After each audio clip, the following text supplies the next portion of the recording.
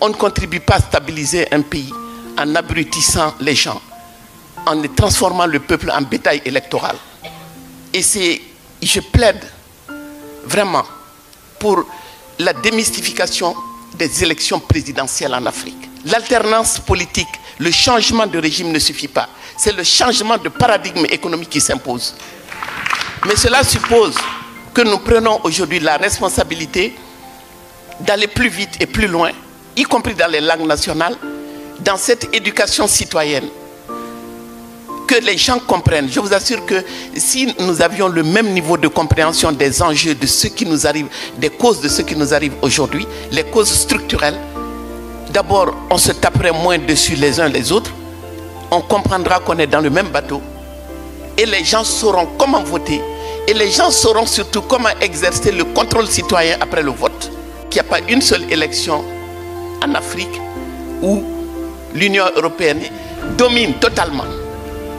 L'Union européenne finance, supervise et atteste les résultats. Et immédiatement après, impose au président élu ce qu'il y a à faire, c'est-à-dire ouvrir les marchés aux entreprises. Il ne peut pas ne pas accepter de deux choses l'une, c'est ce que je disais avec Marc, où on ne fait pas de politique, où on entre sur la base de compromissions qu'on n'a pas la latitude d'expliquer à son peuple. C'est en cela que c'est des prises de guerre pour moi, c'est des otages. Tous autant qu'ils sont. On sait aujourd'hui pourquoi ils se frottent les mains. Parce qu'ils savent qu'il y a un si faible niveau de compréhension des enjeux qu'on peut nous pousser à tout moment à nous attaquer entre nous. Après les élections maliennes, ce sera les élections nigériennes, les élections sénégalaises. Ce sera la même histoire de transparence des urnes. Mais exigeons de nos dirigeants qu'ils nous parlent aussi des enjeux économiques, géostratégiques. Est-ce que nous allons être, je ne sais pas moi, il y a un proverbe de chez moi qui dit que le poisson se trompe s'il croit que le pêcheur est venu pour le sauver.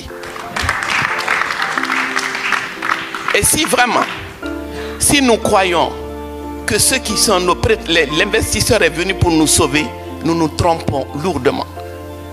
Or, pour nos dirigeants, et sans investisseurs étrangers, il n'y a pas d'investissement.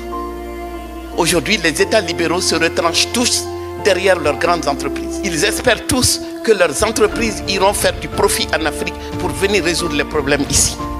Et nous sommes obligés de manger de ce pain-là pour survivre politiquement.